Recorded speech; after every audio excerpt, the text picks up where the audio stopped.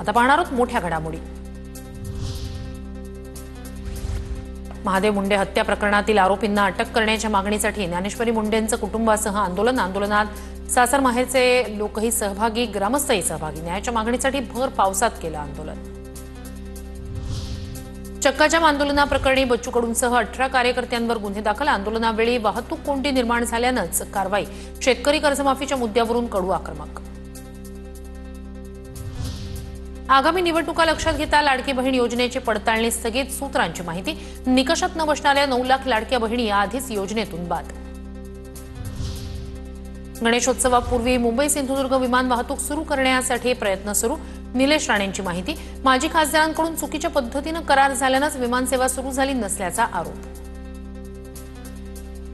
जे सुरुवातीचे 3-4 वर्ष होती 100% आपल्या एग्रीमेंट तेव्हा चुकल्या, कारण का केल्या चुकीच्या। आता आपल्याला संधी आलेली आहे। राणे साहेबांची आम्ही वारंवार बोलतोय, लवकरात लवकर नवीन एग्रीमेंट आपल्याला जी बनवायची ती लवकरात लवकर बनतील आणि कायमस्वरूपी टिकतील।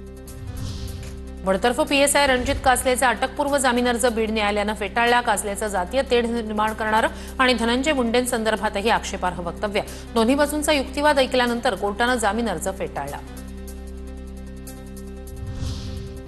हिंदी सिनेमासाठी मराठी सिनेमांचे स्क्रीन काढले। येरे येरे पैसा 3 सिनेमाला स्क्रीन मिळत नसल्यानं अमेय खोपकर भाऊक। मनसेकडून तीव्र आंदोलनाचा इशारा।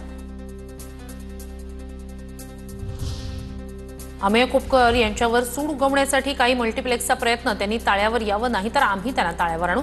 मनसेच्या संदीप देशपांडेंचा इशारा। येरे येरे पावसा 3 सिनेमा सर्वच ठिकाणाहून उतरवण्यात आल्यानं मनसे आक्रमक।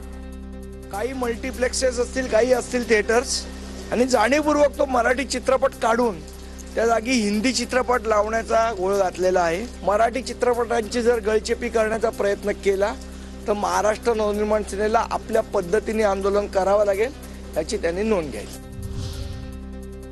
गोव्यात द्वितीय राजभाषा म्हणून मराठीला मान्यता द्या। आमदार जीत आरोलकर यांची गोवा विधानसभेत मागणी। विरोधी पक्षनेते युरी आलेमाव यांचा आरोलकरांच्या मागणीला विरोध। जाती जनगणना न करणं काँग्रेसची नाही, माझी चूक होती। राहुल गांधी यांचं वक्तव्य। जाती जनगणना करू शकलो नाही याचं माझ्या मनात शल्य, अशीही व्यक्त केली भावना। काँग्रेस शासित राज्यात जातीय जनगणनेला सुरुवात।